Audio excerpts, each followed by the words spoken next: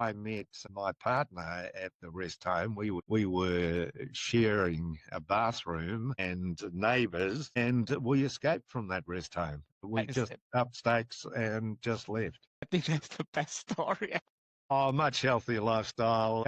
You know, we've got our own vegetable garden, eating nutritious food, accessing a lot of rescue food, which is picked up from the supermarkets and food outlets, and that's made available at no cost. Healthy as well, Sheldon. I mean, like you look really good, and I'm so happy to see that you and her being so happy, to be honest.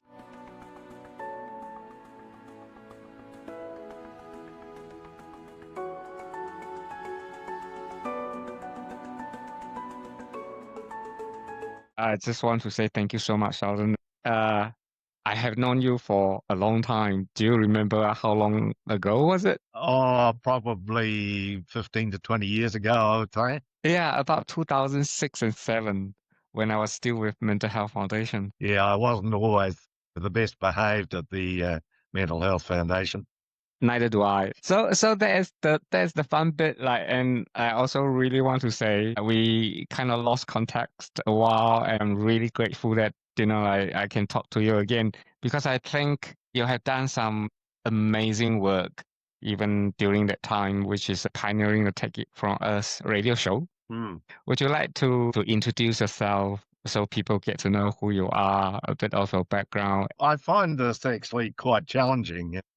I mean, I've had a life of highs and lows, some fairly deep lows, and maybe not so many high highs. And that might suggest that I'm sort of bordering on being bipolar. And there was a psychiatrist, apparently, way back, who told my wife at the time that I was bipolar, but he never bothered to tell me. So I thought, and she didn't reveal to me until sometime later, almost sort of brandishing this diagnosis in front of me.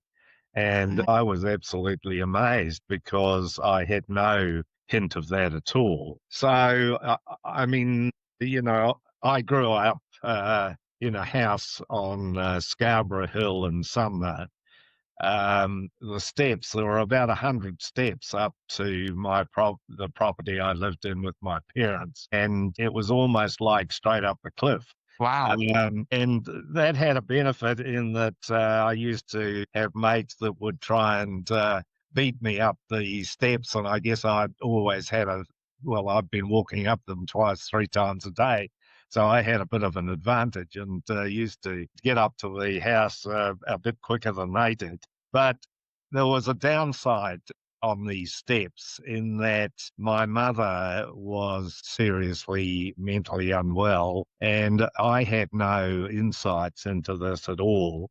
And I guess I was quite young, but it turned out that she had to visit a hospital in Christchurch every Friday, and sometimes she resisted going to this hospital. My father and I had to help her down the stairs, and it was a bit of a fight. And I was probably in my be or 12, maybe 13. We were walking down these stairs in front of neighbours, although we weren't necessarily knew that the neighbours were watching. And then we'd get down onto a public path and had to walk down to where my father's car was parked on the road on the hill. And sometimes we had to call an ambulance, but at no stage did I get any insights at all from my father as to what was going on. And then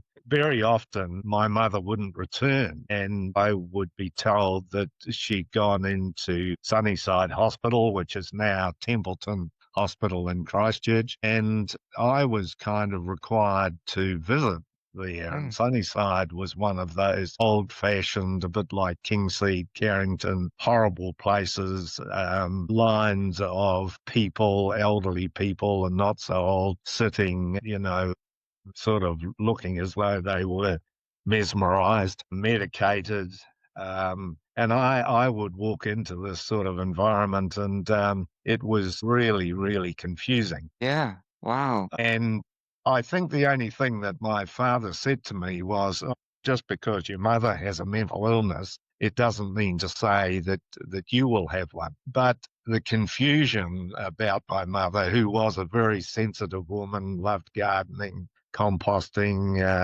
always came back from a trip away with the family, and she'd have pine cones, and she'd have seaweed, and she'd have compost to put on the compost, and we had to carry all this up these steep steps. So it was no wonder that I got reasonably fit. And tall. Well, yes, well, I don't know whether I can attribute these steps to my tallness, but certainly I was much taller than my parents. But the significance of those steps is quite marked, and I guess not knowing anything about my mother's illness really undermined me. It knocked my confidence. I didn't really have any um, reinforcement or empowerment from my mother. She just didn't feel confident, I don't think, to be able to compliment me. My father was a bit of an angry man, and he had a shit list of people who he'd sort of written off because they hadn't treated him properly. And I was an only child as Mm, well, and so fairly dependent mm, on parents and feedback from parents. yeah. I mean, one of the real pluses was that I grew up in Sumner, which was where the Scarborough Hill was, and it was a wonderful community. And Mm. I became associated with quite a number of families who had 4 or 5 children or So, 6 children. sorry, so that would be which part of the city in? Sumner's out east, Okay. right on the beach. It's become a very ritzy and rich suburb, but it was also very hardly hit Okay. very hard by the earthquakes. Oh, And wow. parts of the cliffs around Scarborough Hill, there were about 30 metres of the cliff just fell into the Wow. sea. It's been a place where it's taken a long time to Yeah. come right, and parts of the hills have not been able to be built on. So, Yeah. yeah, there's Wow. been quite a bit of trauma there. Can I say, like even at that age, actually means that you're taking on quite a bit of responsibility to help your father to nurture your mom in some ways. I mean, you kind of don't really have a choice to be put in those situations. Um, No, well, I mean, it was a smallish house mm, with a beautiful view, but, I was very conscious of times when my mother wasn't well, and on those Friday mornings, she wouldn't get dressed. She would sort of prance up and down in the kitchen and lounge, smoking and not looking as though she was going to cooperate. And so wow. there was that intense sort of confusion about what was happening, and I felt very sensitive to having to, I guess I've used the word manhandle with my father down these steps, Mm, which were pretty steep. They were mm, stone steps, and it was not easy. no. Yeah, Yeah. and the most traumatic experience with having to go when I had my own license and I could drive to Sunnyside Hospital was to enter that place and, see this sensitive woman um, sort of in this environment. Yes. Can I ask you, it sounds like also what that means is you also have to look after yourself. Well, it was quite a lonely existence because the location of this house was that you didn't have people just dropping in, No. mates dropping in. And so you tend to I'd get home on my own and I'd look out a big sort of viewing window that we had there, and I was looking down to see the car that was very recognizable, and hoping that my parents would get back home. Mm, And I suppose there was always that doubt that my mother was not going to be present. Mm, Yeah, so I think the two parents were very different people. My father was, yeah, a bit angry and a bit of a control freak, and my mother was very sensitive and loved her gardening and those sorts of things. But, you know, we did have some lovely family holidays. I was able to take mates away with me, one or two mates. We had a caravan, and it was, yeah, we went and explored on the west coast of the South Island all round. So, I mean, it wasn't all yeah. negative, and because of the lovely community in Sumner, I got dragged in to play rugby and go to weigh-ins for the five stoners, and we all got into surfing and, you know, I've got mates that I'm still in touch with now. Well, we started school at the age of 5 at Sumner School. So, you know, that sort of cushioned the loneliness of being up on this hill where nobody sort of visited. And to be honest, it's the first time I hear you share your story with me, and that's really explain the kind of like your personality. There's a softness of you, empathetic of Sheldon, but there also that toughness of Sheldon that I seen hold that two space very well. I have to say, because you are a very genuine individual. By hearing what you just described, even though you say there's some happiness in your teenager life because you have friends that you can rely on. And as you say, when you grow up, you were supposed to be having parents, especially your mom, as a nurturing caretaker, especially at the time of the society, but she's not really present. No, and there was no explanation really. Yeah.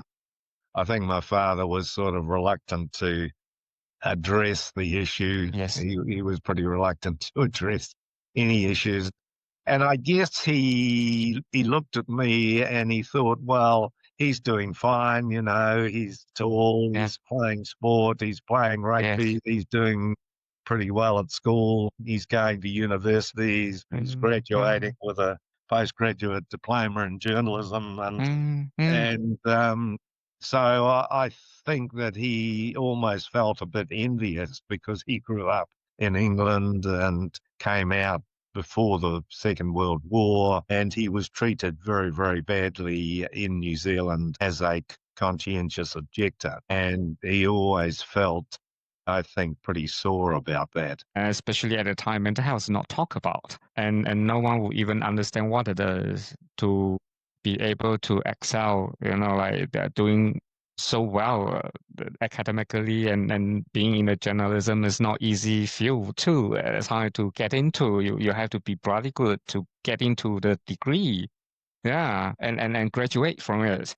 Well, I was actually, I had a couple of months up in Gisborne surfing up there after I had graduated my Bachelor of Arts, and I was sort of waiting to see whether I would be accepted for the journalism school, and they sent me an assignment where I had to be a reporter at a Shakespearean play, and I was out surfing. I was cutting timber out of the Manuka forests, and I was working on the wharf down there and having a pretty good time. And I thought, oh, well, nah, just flag this. And there was a guy in Gisborne who wanted me to join him to go to Australia to surf over there. And so I just flagged it away. But anyway, I was accepted because of my grades during the 4 years that I'd done a BA. So I did get into this journalism school, but it was the lecturer was a Welshman, and he really didn't have too much idea about what was required, and the things that really were needed was to be able to do your reporting, to have some shorthand ability so that you could take notes, and, you know, to be able to use the phone and drive a car. And he had us writing editorials and doing all sorts of other assignments which were of no use in the daily grind of journalism. I like the fact that you mentioned about shorthand, because I don't think many young people know what this shorthand is, because now you have gadgets where you can record even with your mobile phones. At your Yeah. time, you have to learn how to do the shorthand writing just because people were speaking. Yeah, well, Yeah. I mean, young people these days have developed their own shorthand, haven't they, on social media, and Yeah. some of it is almost unreadable. Yes. Yeah. Yeah. This was a shorthand that, there was one system which was very, very complicated, and another one which I adopted, which was somewhat simpler. And I guess I still use that when I moved into public relations work. So how long? Yeah. Sorry. Yeah. Well, I was going to say that I did end up having my own history of mental health, and became. It was no surprise really that I got to work in mental health, and I had a stroke of luck in that I was doing some bone carving at Framework Trust, which has now become Ember. And there was a woman who came in very, very well dressed, and I just got talking to her, and she turned out to be the chief executive of Framework. And I said, well, what are you doing about marketing? And she said, well, nothing, but we would like to do something about marketing and promotions. And I said, well, I may be able to help you. And she encouraged me to send in an application, and I got the job quite quickly. Yeah, that was, it was, I think, meant to happen. And, I went on to host the mental health radio show, Take It From Us, which, as you know, and you were part of the Like Minds, Like Mind campaign, which was to address stigma and discrimination and all those things that I guess, become an advocate to try and discourage those very things of stigma and discrimination. And it's still running. It's still going. Tell me more, like how it all started. Well, the woman that was hosting it, she got very unwell very quickly. Mm. And I guess I was asked to just step in. And I'd never done any broadcasting despite being in journalism. I'm actually working for the BBC in Norwich, in East Anglia, but they wouldn't let me do any audio work because of my accent, my Kiwi accent. They were Ah, very proper over there. yes. So I had to step in. And the first person that I interviewed was a very well known person who was also a guitarist, but he heard voices. And I think his name was Aaron something. I know Yeah, Aaron Pearson. Pearson. Yes, yes. And I had never heard of people hearing voices, even though I'd had a few spells in different hospitals and that sort of thing. And so I had to tread very carefully. But I think the interview went well. And Aaron played a couple of songs, and we got through that first interview on Take It From Us. Because it's quite symbolic to many people who know about the show. I mean, including myself. Symbolic in the sense that like it's good to see the show still running. And how many shows you did altogether? You told me over the phone. Yeah, no, well, I did just over 1,300 shows Yeah, over a period of about 13 years.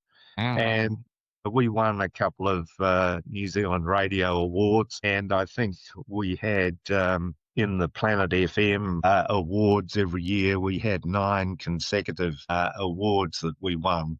Yeah, it gained its own momentum. And yeah, I've been listening actually to Mike Hosking on News Talk ZB, and Mm. I wish I'd done that earlier because I might have picked up a few other ideas to have adopted was Take It From Us. But yeah, it was a really fascinating time, and it gave me the opportunity to talk to a lot of people in mental health and to confront perhaps the Minister of Health on occasions and the Minister of Mental Health later on, and also the Director of Mental Health. Wow.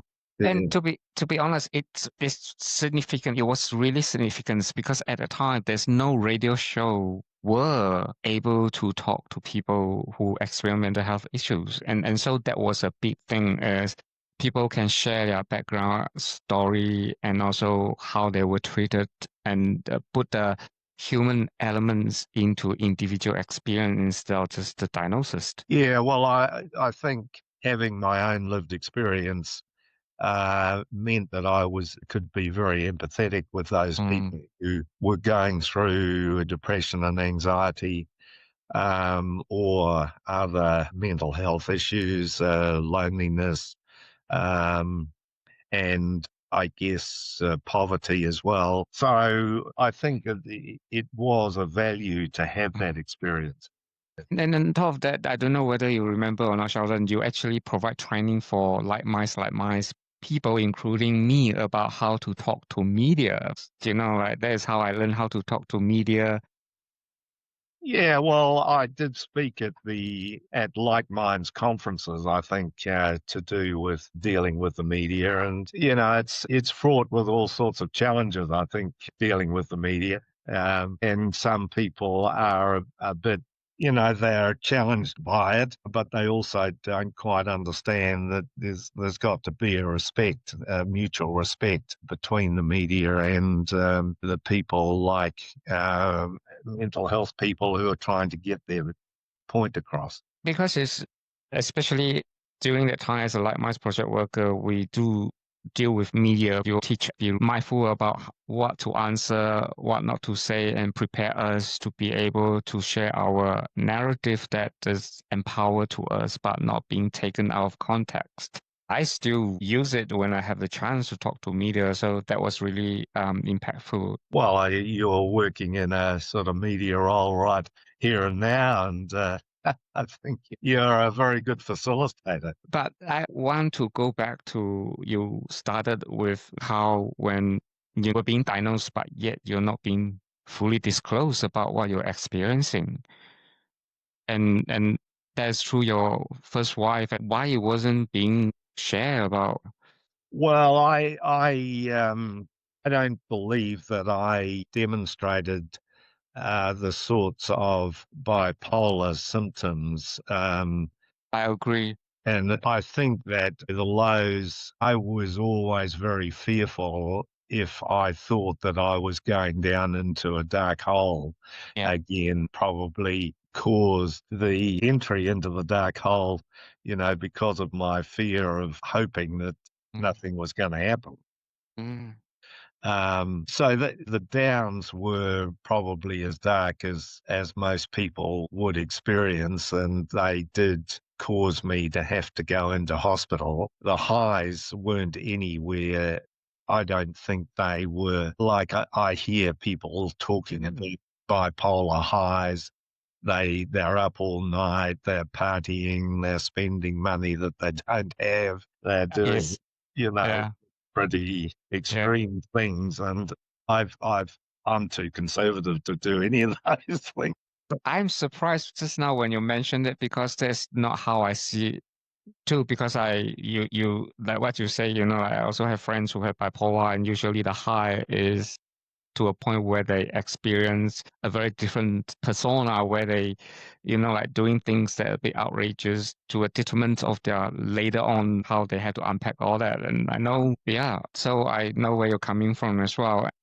And especially to mentions about your experience with your mom, it makes a lot of sense why you would have, experienced depression because when as a teenager or boy, care was supposed to be given to you. Instead, you are taking care and taking on that kind of responsibility that at the time talking therapy is not even available to process those emotions and feelings. Yeah. Yeah. Well, I guess I tried to safeguard myself against depression and anxiety by playing a lot of sport, and I got a great deal of satisfaction out of that. I played at a reasonable level in rugby and squash. I played a lot of tennis. But I also adopted breathing exercises, Tai Chi. I went to regular yoga on the North Shore for a period of time and actually had a yoga therapist who was a huge help to me. And so, I think that I'm a strong believer, and if we can find those alternative supportive activities rather than depend so strongly on medication. And I think that mental health has got a big job to do Mm. in encouraging people to look at alternatives rather than just depending on the sleeping tablets and the antidepressants. And, I guess my experience with mental health services for older people was, yes, they did provide sociologists, psychologists as an alternative to medication. But Mm.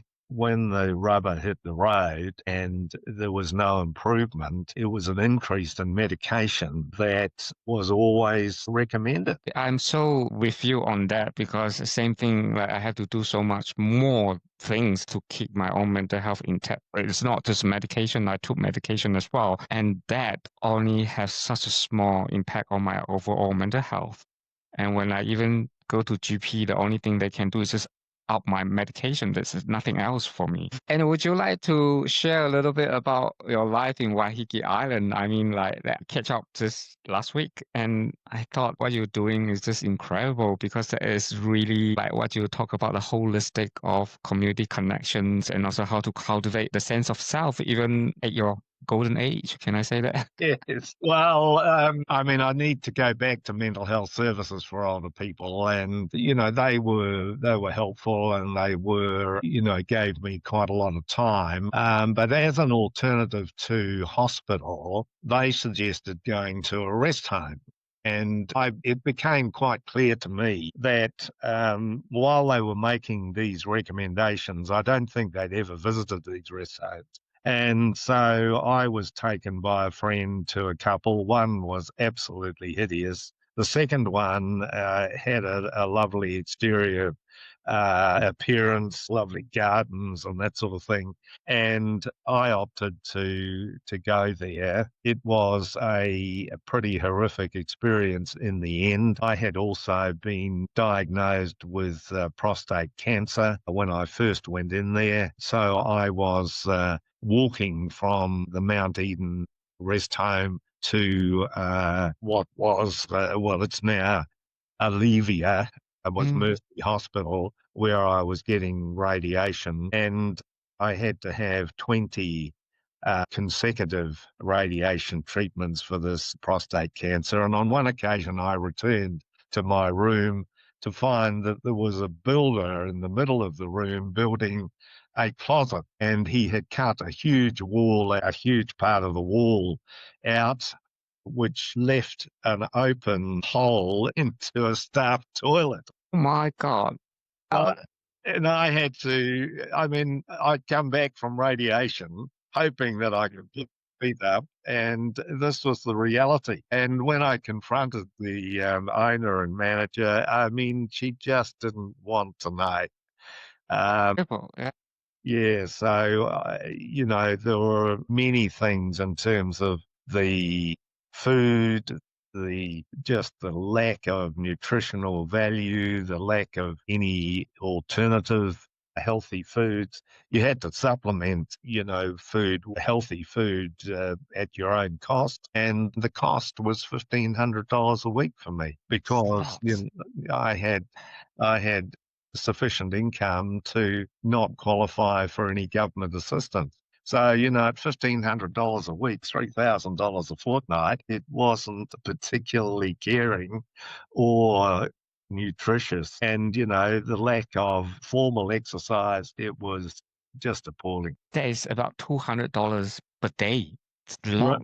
Yeah, well, I think there's a huge number of people that are deposited or dumped in these rest homes, and many of them have serious Alzheimer's, serious dementia. And one of the revelations to me was that many of these people are in their mid 50s and early 60s Still and very very young.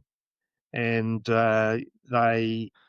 they have lost a great deal of their ability to articulate. They can still go for walks and exercise, but in terms of their communication skills, they are really compromised. So they could be facing a life of 20 to 30 years Wow. in that environment Wow. where the rooms are 4 meters by 3 meters and you have a shared bathroom, so it's not, it's Yeah. in no way. I mean, this is a major mental health issue on its own. Wow. And so hidden as well because it's not necessarily accessible to public unless someone have a close family in those situations. Otherwise, like people like me, I wouldn't even see it, isn't it? Well, I read a story about Monty Beethams. He was a rugby league player and boxer, and his father is in a rest home, and the daughter has had all sorts of problems with Mr. Beetham Senior, and it just reminded me of the experiences that we had, and I have to say that I met my partner at the rest home. We were sharing a bathroom and neighbours, and we escaped from that rest home.